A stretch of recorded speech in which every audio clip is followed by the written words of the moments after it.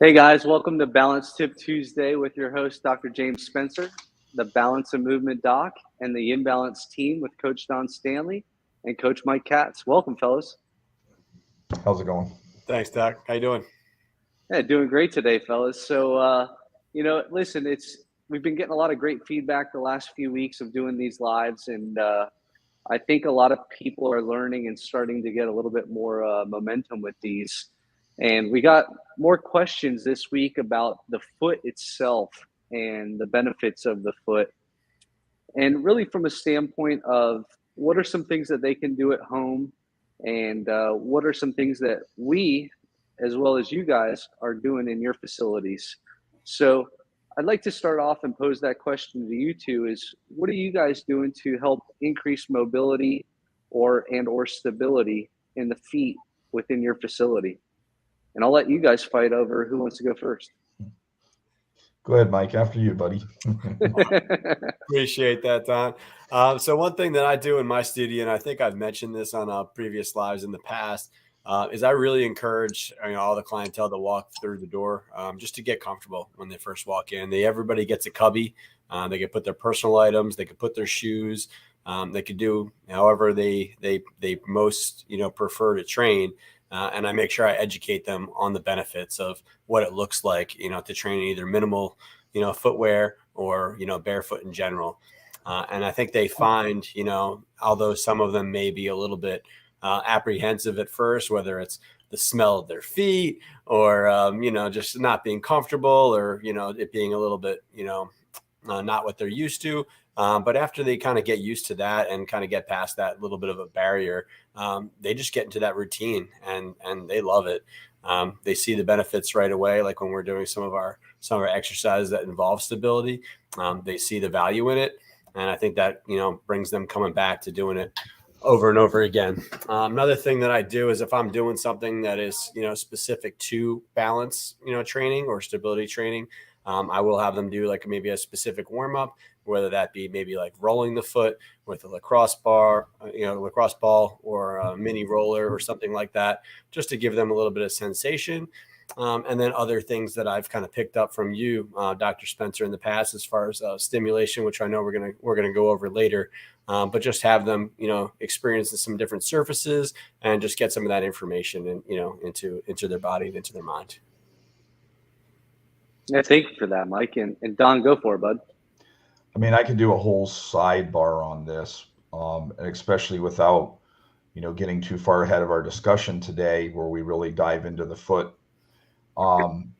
We've all heard this before. If we've heard it once, we've heard it 1,000 times. A client will say, "I'm stiff, I'm tight, I need to stretch." So the level of most people's understanding of what it means to stretch and what that entails. If you look at industry's trends over the last several years, mobility has become, very popular. So you've got people just all over the place, they're doing a lot of mobility stuff. And so interestingly enough, Dr. Spencer, when I first started working with you, what I would call the new breed of professionals is that, particularly at elite levels of athletics, the technology is current. So amongst us, when we talk about the difference differentiated between mobility and stability, we know clearly what those things are. I found that most people don't understand what that is. So then you expand out further and you look at the industry as a whole. Mobility has become highly popularized. So you've got, chiropractic, you've got massage therapy, you've got you got stretching, you got foam rolling, all of these tools that are mobility based. Yeah. Okay. And what we understand, number one, is again, going back to the joint by joint, all joints have a degree of mobility, stability. Some need more mobility, others need more stability. And particularly with our group, what we understand is that whenever you create mobility in the body, you open up a temporary window, okay? And that's the time you want to come in with stability motor control exercises. And if you don't reinforce the movement that you've created through mobility in the nervous system, then it doesn't really stick.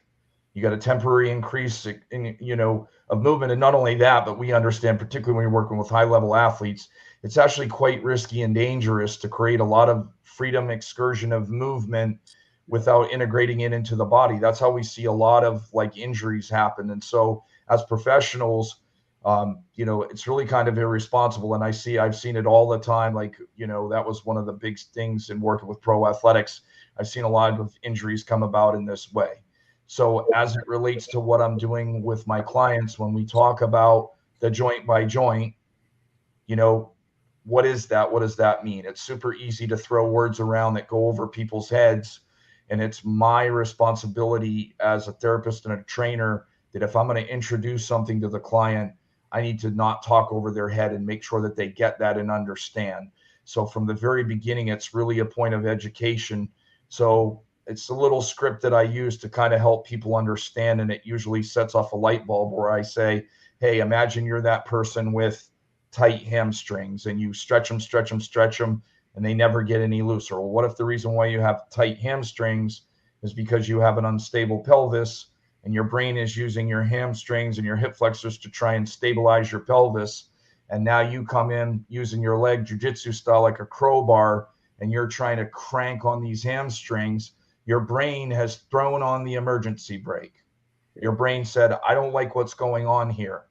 So if I don't have the stability in a joint, then I'm going to use what should be, prime mover muscles. I'm going to use those to lock down a joint and create stability, okay, so that you can't hurt yourself. So when I kind of use that analogy, it starts to click. So like interesting enough, Dr. Spencer, when I first came in, started working with you, you're a chiropractor that doesn't, adjustment is not the thing that you do as a first tool. You adjust when adjustment is warranted. But in a lot of cases, when you're dealing with joints, if you have instability in a joint and you do a bunch of mobility exercises, and listen, my profession as a therapist, a clinical massage therapist, we're just as guilty because when our clients say, oh, my back hurts or my neck hurts, what do? We get in there and we strip out all of those muscles. And sure enough, loosen up the muscles, the tissue, temporary downregulation of pain receptors. But what do? We just kicked off the emergency brake, and we really set people up. So for me, at least from where I'm, is like really making sure pretty much every client thinks, well, if I'm stiff, I need to stretch. Right. And now you have a whole league of, people in our industry that are mobilizing the crap out of everything, but we know that that's only half the story. So really making sure that, and I know we'll get into that today when we really start to talk about the relationship with the midfoot, the ankle, and the big toe, and how all of those things come together. It's really important to understand principles of stability and motor control. So once I really help my clients understand the joint by joint so that, that they can, in their own words, kind of explain to me that concept, then the light bulbs go off. And again, for me, whenever I'm creating mobility, excursion of movement, I'm always looking for ways that I can add stability to the system to lock that stuff in.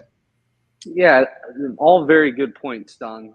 I think taking it a step back and slowing it down for many of the people at home is, we talked about the joint by joint in previous lives, and it's the easiest way biomechanically to break the body down for most people.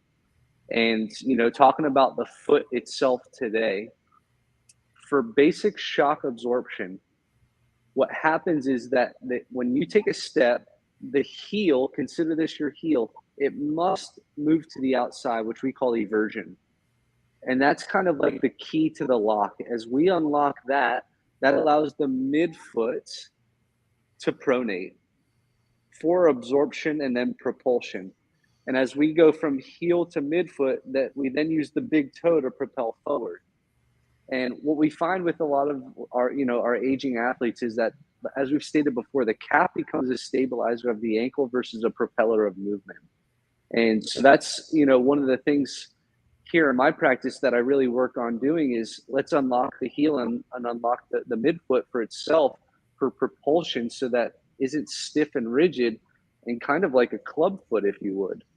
So one of the things that I use here is I use the blackboard, And this is a way you can just see from the side how we can get the heel to invert and evert if that's locked up, as well as now the midfoot to pronate and supinate for absorption as well as propulsion. And this is a very ingenious tool that it's a great way not only to mobilize, but also to stabilize. So this is something that we use for a lot of our athletes here, as well as a lot of our clients, for them to start to explore and create the awareness to the brain of how they should actually be able to do that. All right. And then one of the other tools that I use, like we mentioned before, lacrosse ball, I personally use a copper, 100% pure copper ball. And the reason I like this itself is not only is copper a conduit of electricity and healing, but it's also cold. So it helps wake up the brain. It softens the tissue a little bit as far as, cooling things down and allowing a little bit of relaxation and comfort, especially because that area of the foot is so sensitive. And then lastly, the last piece that I like is it's this ball here. It's specifically for the feet. It's called Rubs, RUBZ. And this is a prickly ball that helps just kind of get a little bit deeper into the tissue to now wake up the brain. And as we've talked about before, Philip Beach is one of those guys who says, listen, the lumbar nerves come all the way out of the spine and it goes all the way down the low back, all the way to the foot. And so what we see a lot of times is that stimulating the bottom of the foot creates a reflexive stability into the lower back and then also activates the glutes a little bit more for propulsion. So something that's a very high reward for low cost and really minimal time are these tools itself. So I know you fellows will have something to add to that. That conversation will stimulate a thought or something. From my perspective, and I'm sure you would agree, even with high-level athletes, the number of times where you just see a foot, it's like a 2x4. It's stiff, it's rigid. There's not a lot of independent movement between the heel, the ankle, the midfoot, and the toes. So again, speaking in a language that most people understand, there's just a ton of people out there that have sprained their ankles either once or repeatedly. And, if they have any level of understanding of maybe somebody has explained to them a little bit, particularly if they're a runner, that they're, a pronator or a supinator or whatever. So they have some, cursory understanding of that. But what we're understanding at this level in particularly is if people understood how much working on their toes, their toe movement, their toe mobility, and yes, the stability of the toes, how much that can ultimately stabilize the ankle, right? Because, mostly I know from a sports medicine standpoint, what do we see all the time? When people have a history of ankle sprains, what do? They start taping and wrapping up the ankle and making the ankle stiff. Now, what we understand, again, coming from the joint by joint perspective, is that if you stiffen up the ankle so that it can't flex, you probably are not going to sprain your ankle, but what you are going to do is potentially blow an ACL. So, exactly. So for me as a therapist and a trainer, I just so often you just see, I call it like a club, a 2x4, where the foot is just from the ankle to the toe is just one big stiff piece with no independent movement and either a super high arch that has no flex in it at all, or, externally rotated foot and no dorsiflexion in the ankle at all. Yeah, very good points. Mike, would you like to add anything to that? Yeah, absolutely. I think Don makes a really good point, and also kind of looping back into what he was saying previously. I think there's a big disconnect to what people think they need and what people actually might need. So I think that's a really good point that you brought up earlier, and it kind of holds true here. So I use that prickly ball that Dr. Spencer was mentioning a lot, and I think the actual awareness of the actual feeling that actually invokes really helps people make those mental connections. I think one of the big things, that you were kind of touching on with some of those tools, Dr. Spencer, is you were able to actually create that movement, whereas maybe previously they didn't have the awareness of what that movement even felt like. So I think that's a big one when I get people in here, is I want them to experience things and be like, wow, okay, I do have this available to me. Yeah. So, I mean, even going back to, injuries that I've had and going to some really good therapists and medical doctors, so one of the first things that, that they've done is they've put their hands on me and physically had, me put into these positions and manipulated my foot into certain positions. And then, after doing it passively, asked me to try to recreate that. So I think that's one thing that, when you think about mobility and you think about adding the stability on top of it, as you mentioned, Don, one term that I like to use is, hit the save button. So when you take that mobility, right, and then you save it, that really goes a long way into the way that you're going to be functioning. And I want to add too, this is where I get kind of funny. I get a little bit on my soapbox, because what we're talking about here is it's not new technology. I mean, we've been doing these things for over a decade easily, and yet you just see the same stuff like over and over and over again. People's understanding that's, kind of driven by what's driven by the industry, it's just a lack of education and understanding. I mean, to me, I'm sure you guys would agree, it's kind of almost like a cheat code, right? Because the number of people that come into my, my practice in my gym that have knee pain and low back pain, it's a large percentage. To get their shoes off, get them moving around, get them out of an awareness of, their foot on the ground, ball of the foot, heel, inside, outside edge, start working with their feet. And now all of a sudden, oh, what happened to my back pain? You must be a magician, right? Exactly. So again, the industry really has a long ways to go to catch up with, best practices, because this is not new information at all. Yeah. And I challenge a lot of the listeners at home to find a good clinician or therapist around them and have them work on their feet. And I think it would be very eye opening. One of my athletes who he'll be pitching in the World Series, he described it as, he said, my feet are tires that you just mounted and balanced. Mm-hmm. And I think that was a very interesting way of putting it, that once we adjusted them and got them working a little bit better, he felt a little bit more grounded and was able to produce more force throughout his pitch or just overall life. So I think there's value to getting the feet to be a little bit more supple, as well as also a little bit more rigid during propulsion. So that's something that we're working on here. And I think for everybody at home, another concept that we've talked about and I do very frequently with my pro golfers is we go out to the beach for a sunrise session. And the concept of earthing or grounding, not only from a healing standpoint, but also from a mobility as well as stability. So that could be walking barefoot out in the grass. That could be walking barefoot on the beach. When we look at this, there's 22 peer-reviewed articles that support the concept of earthing or grounding.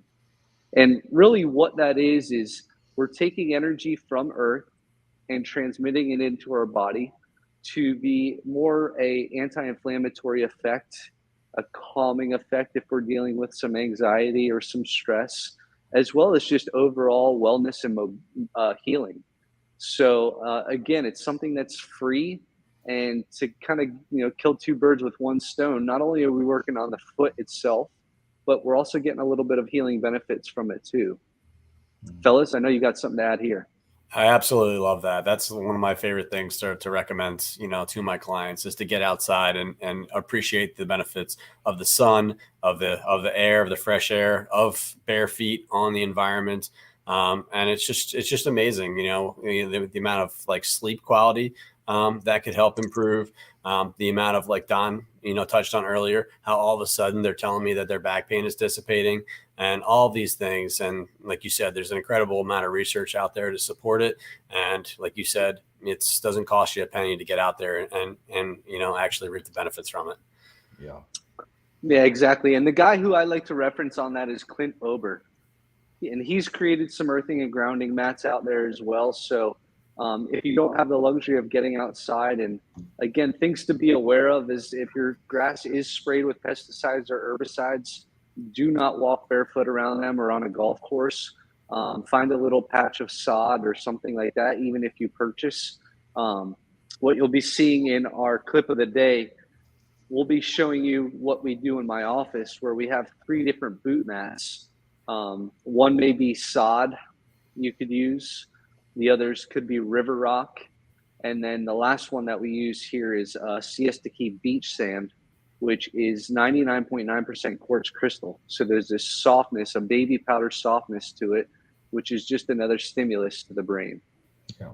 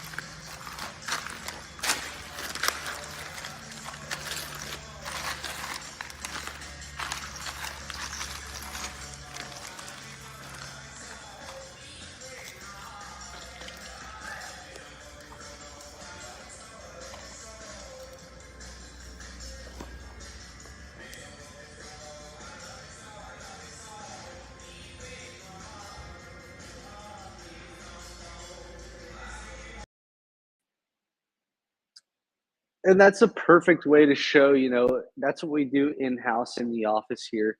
But it's as easy as doing this outside in your backyard or down at the beach if you have the luxury of doing so.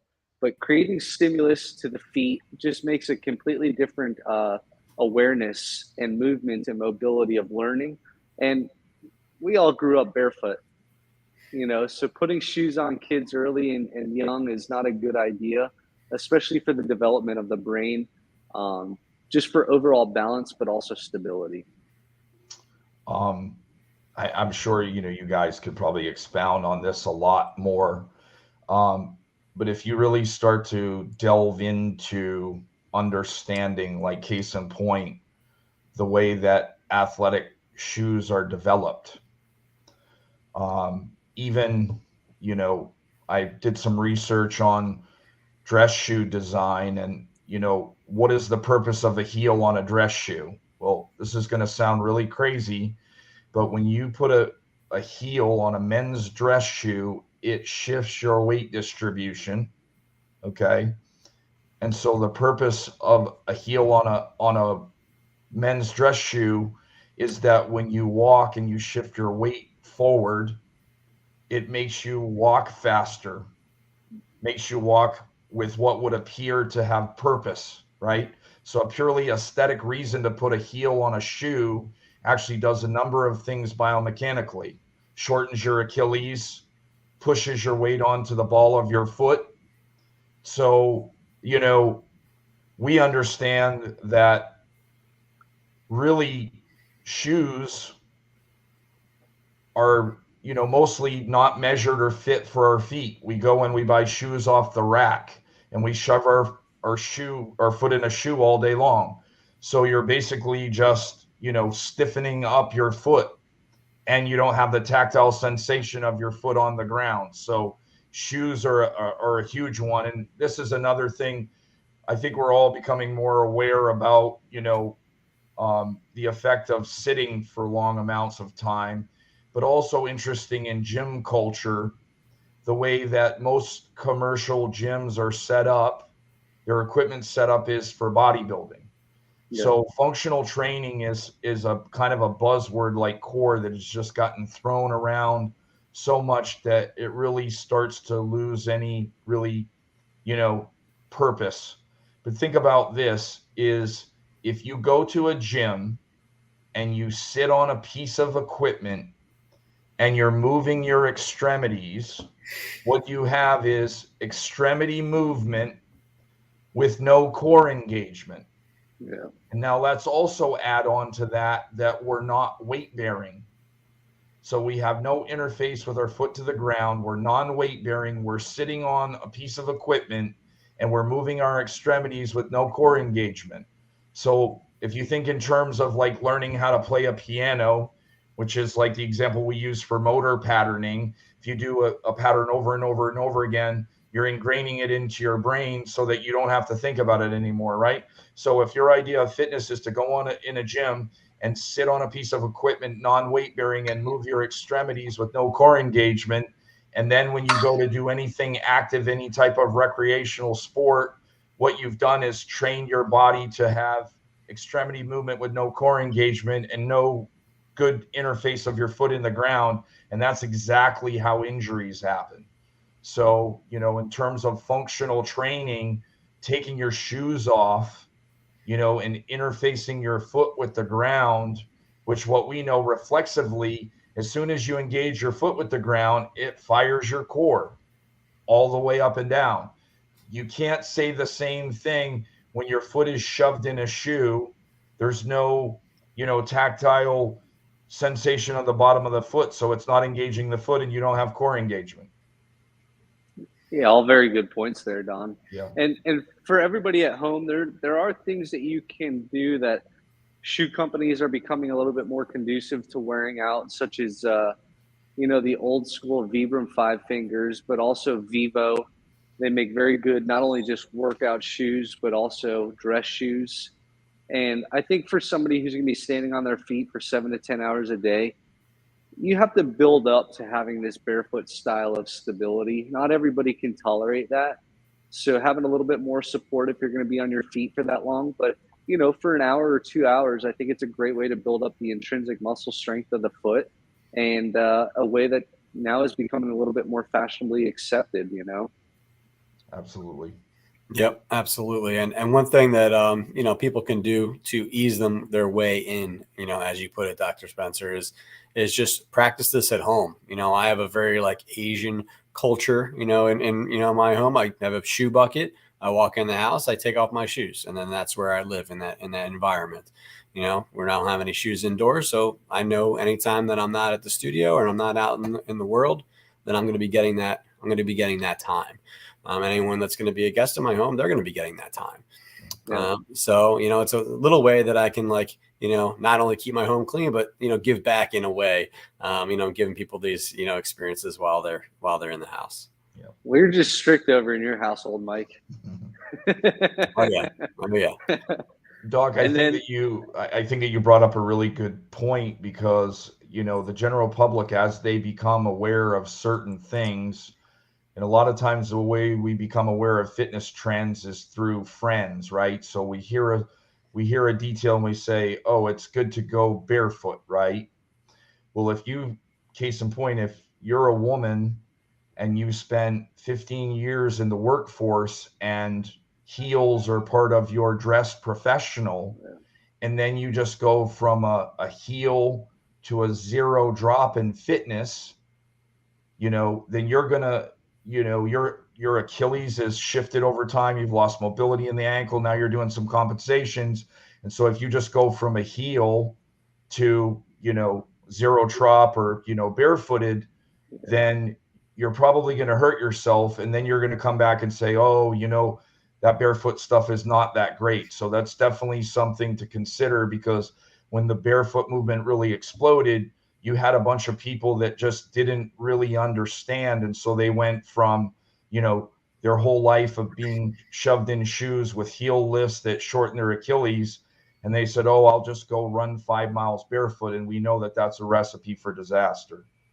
Yeah, and I think for the listeners at home, if they're looking to learn more about that exact concept, there's a great book out there called Barefoot in Boston, which is a short read and kind of an introductory course, if you will, or awareness to different types of shoes before you go 0 to 100. And then another book that I would highly suggest for everybody else out there is also Born to Run by Christopher McDougall. Both of those are very good, pretty easy reads. And again, I think it would just introduce some awareness to your barefoot journey. I would add one more piece just as a therapist. It's like in the industry, we have what we call rehab. And rehab are the things you do after you get hurt. And then we have a thing we call prehab, and prehab is the things you do before you get hurt. So I can tell you that if you're, any type of, if you're, a person that, fitness is an important part of your lifestyle, or if you're any type of recreational athlete or anything like that, and you injure your knees or your low back, then you're going to get intimately familiar with all of the things that we're talking about, the foot and the ankle and the big toes and mobility and stability and all of those kind of things. So, to the general public, you have a choice. You can learn about these things, of your own choice in advance as a way to, not only bulletproof yourself, prevent injuries, but just improve your overall fitness. Or you can wait till you get a substantial injury, an ACL or something of this nature, and then you'll pretty much be forced to learn those things anyway. So it's your choice. And Always as we better to always be proactive than reactive, right, Tom? Yeah, and one of the very first sayings I ever heard in athletic training school was prehab all day versus rehab any day. Yes. So on that note, fellas, thank you guys for your time as always. For the listeners at home, keep the questions coming. I think we're definitely getting some good feedback and some good questions in here. So if you guys have any more, please submit, comment, like, share, and we look forward to seeing you guys next week. Absolutely.